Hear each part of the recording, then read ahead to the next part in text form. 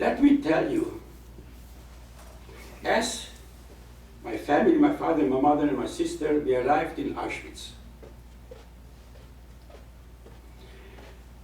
It was a Friday morning, a sunny day. From the cattle coaches, we saw there was a little opening. It was 10 o'clock in the morning. We passed through Krakow, just on the way to Auschwitz. A sunny, beautiful day. We arrived in Auschwitz, maybe an hour, half an hour later. Sunny in Krakow. Here we didn't see any sunlight. It was dark, dark. And what was it dark? The smoke billowing out from the chimneys, the entire for kilometers on end was pitch dark, and the smoke which came from the crematorium which burned the Jewish bodies. These corpses after they were gassed. They were lined up, ladies and gentlemen, line up for the selection. The selection. Who goes left, the gas chamber, crematorium. Who goes right, goes to work. They lined up, maybe 5,000 to 6,000 people came from Czechoslovakia. Everybody carried luggages, because they told us, we are not going to a death camp, we're going to a working camp, a labor camp. And they said, take quilts, pillows, whatever you need, clothes. So everybody had valises. We were standing lined up, and everybody had valises. There was in Auschwitz a group of Jews who were called the Besonders Kommando, the special unit. What was the function of this Besonders Kommando? A triple function. When the Jews arrived from wherever they came, from Hungary, from Romania, from Poland, from France, from wherever they came with valises. The first thing is they had to take away our valises. And then they checked what's in the valises. Well, Jews were always wealthy, successful, fur coats, all kind of jewelry. To open up the valises, if there was jewelry, a nice beautiful fur coat, a nice silk expensive blouse, this would take out and send it to Germany. So this was the number one their function of this Besonders Kommando, to take away our valises. The second function, the Jews who went to the gas chamber, they shoved in the Jews into the gas chamber. And then they locked the doors, and the gas started to flow, and people died. So this was the second function of the Besonders Kommando. The third function was take out the dead corpse from the gas chamber and put on the dead bodies into the crematorium to be burned. And afterwards take out the ashes, which I'm going to speak a little bit later, and disperse them throughout Auschwitz. Auschwitz is a huge, huge area. For example, I don't know how many, take Flatbush and Borough Park, and Crown Heights was a half of Auschwitz. It's a huge area, Auschwitz.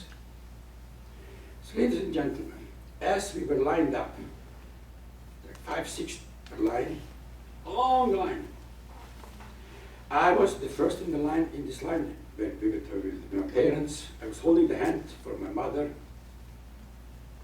Near my mother was standing my sister. My sister was holding the hand for my father. So my mother, my sister, my father. And now the two Jews were standing also in the same line. When the Besonders Kommando came, and to take out our luggage, they saw me as a little boy.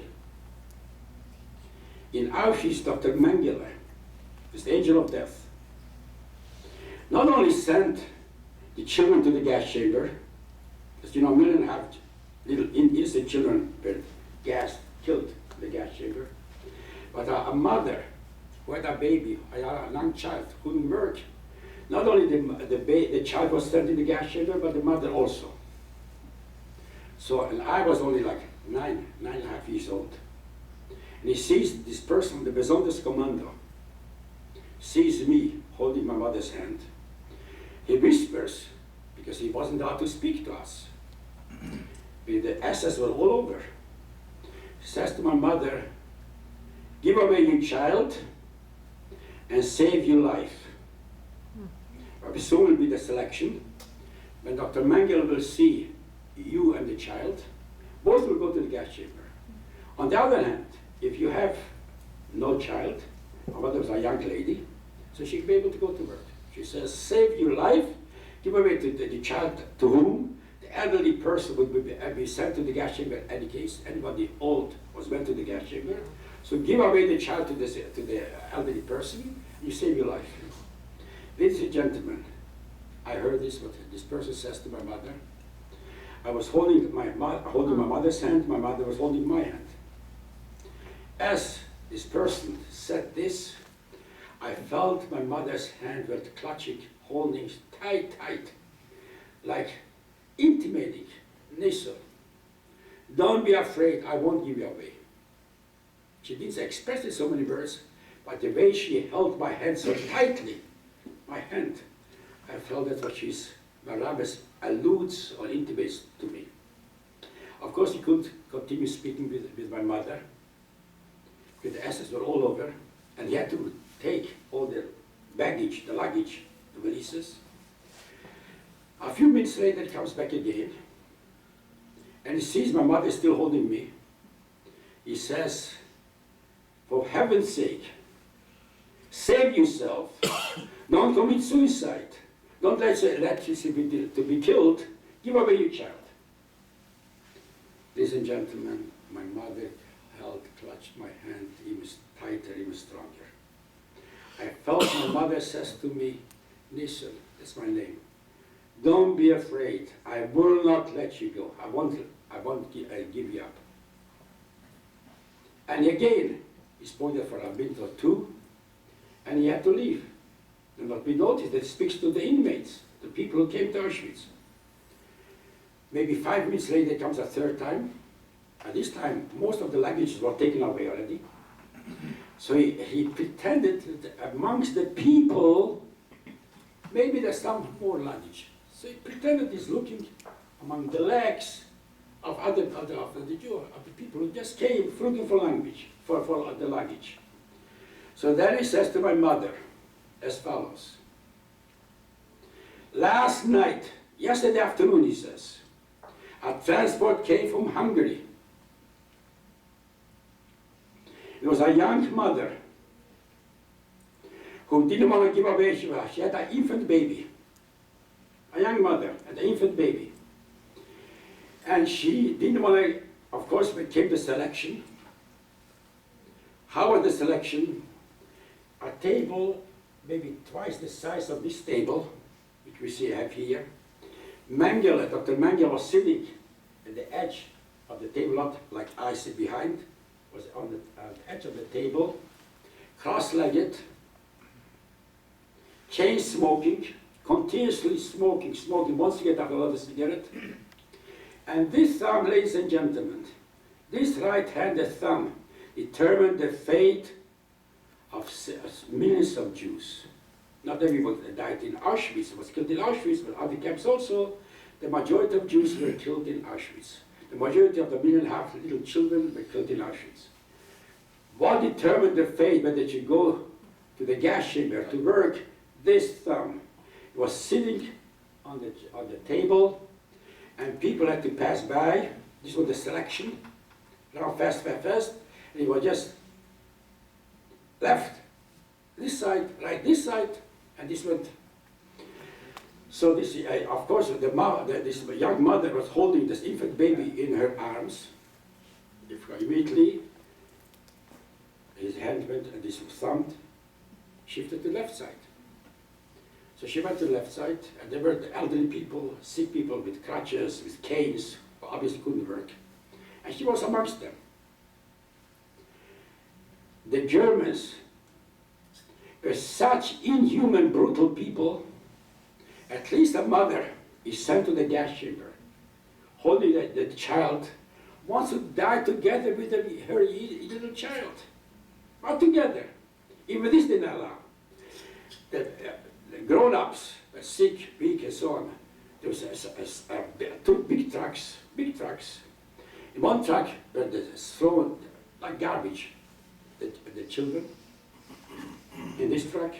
The other truck were the sick people, the elderly people, or the invalid who couldn't walk because of crutches or crates. So the SS screamed to his mother, "Give me the baby." And the baby should be thrown in this truck, and the mother will go in that truck. And the mother wouldn't be sure under any circumstances part with the baby, and she said, "I won't give you the baby." And this is what this Besonders Chabad tells my mother. So what do you think? What did the SS do? He went over to the mother, grabbed away the child, the baby, unwrapped the baby with the blankets, unwrapped the blankets, took two ropes, one rope tied to one leg of the baby, and tied it to a truck, to one truck.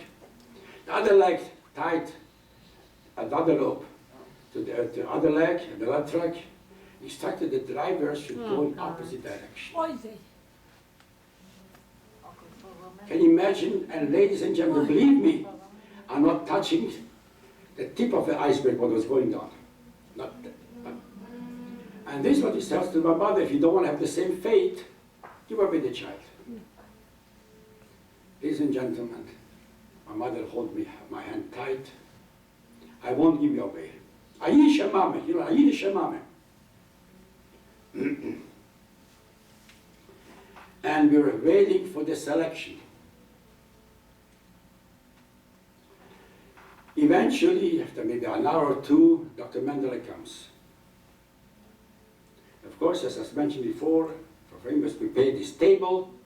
He sat on the table, and again cross-legged, he was cross-legged, smoking, and everybody had to pass by fast. And just the flip of a finger, the flip of the thumb, determined. My father was a tall, strong young man, and I was only 9.5 going on 10. So we knew what is the fate of me. So my father said, "You know what, Nissen? Usually a child goes in front of the father or the mother. This time my father says, Nissen, you go behind me. Maybe I'll be able somehow to maneuver. Mengele shouldn't notice you because we're going very fast. Somehow I'll be able to make." But unfortunately, Mengele, because they're too fast, my Mengele did notice me. Now there's one gentleman who was in Auschwitz. There are still hundreds of thousands of people, survivors who are still in Israel. In Australia, I met many people from survivors, also in Canada, England, London.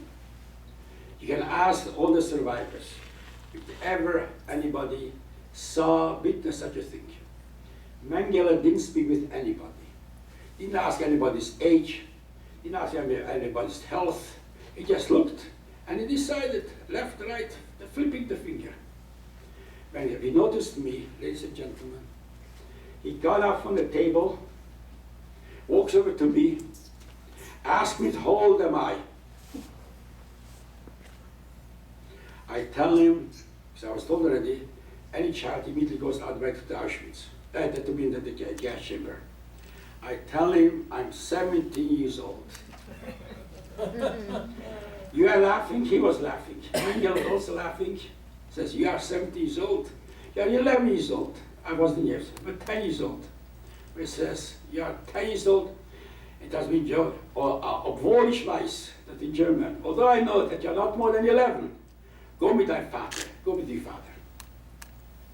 Among the over 1 million children who were sent to the gas chamber, why did Mengele make this difference, differentiate me from all the other children? I don't know, but only God Almighty knows.